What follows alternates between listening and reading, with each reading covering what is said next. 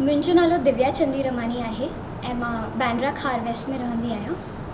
मां SSB Sindhi idol जी team जी जाम शुक्रगुज़ार आहियां त उन्हनि मूंखे इहो मौक़ो ॾिनो। मां न सिर्फ़ु हिकिड़ी गायिका आहियां, मां म्यूज़िशियन आहियां, मां टीचर आहियां, मां टैरो रीडर आहियां, मां न्यूमरोलॉजिस्ट आहियां ऐं मां डांस परफॉर्मर आहियां। मां 5 ग्रेजुएशन्स कयूं आहिनि। संगीत में मां 2 ग्रेजुएशन्स कयूं आहिनि। हिकिड़ो त अखिल भारतीय गंधर्व महाविद्यालय मां ऐं ॿी मां प्राचीन कला केंद्र चंडीगढ़ यूनिवर्सिटी मां कई आहे। मां कथक में बि ग्रेजुएशन कई आहे अखिल भारतीय गंधर्व महाविद्यालय मां ऐं मां कॉमर्स में ऐं एडवर्टाइज़िंग में ग्रेजुएशन कई आहे HR college of commerce and economics मां, जंहिंमें यूनिवर्सिटी रैंक हुई मुंहिंजी।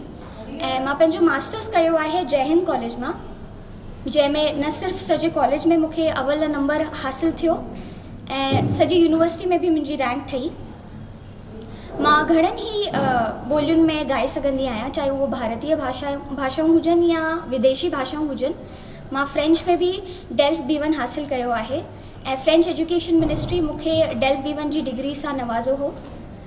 ऐं सिंधी ॿोली मुंहिंजे दिलि जे जाम क़रीब आहे, मुंहिंजे नस नस में समायल आहे। ऐं संगीत सां मुंहिंजो नालो जाम पुरानो आहे। जॾहिं मां 2.5 साल जी हुअसि तॾहिं मां पंहिंजो पहिरियों स्टेट लेवल कॉम्पिटिशन ॾिनो हो, जंहिंमें मूंखे अवल नंबर हासिलु थियो। सिंधी आइडल में अचण जे पुठियां जाम वॾो कारण आहे। दादा पंजवानी जी मुंहिंजो नानो थिए ऐं दादा पंजवानीअ जी खे असां कॾहिं बि भुलाए नथा सघूं। उहो असांजे नस नस में समायल आहे, असांजी आत्मा में आहे। ऐं दादा पंजवानी जी हिकिड़ी ई इच्छा हुई त असांजूं जेकियूं नंढड़ी नींगड़ियूं आहिनि उहा न सिर्फ़ु सिंधी ॿोली में ॻाल्हाइनि, पर सिंधी ॿोलीअ जो अस्तित्व ठहनि, सिंधी ॿोलीअ जी पहचान ठहनि।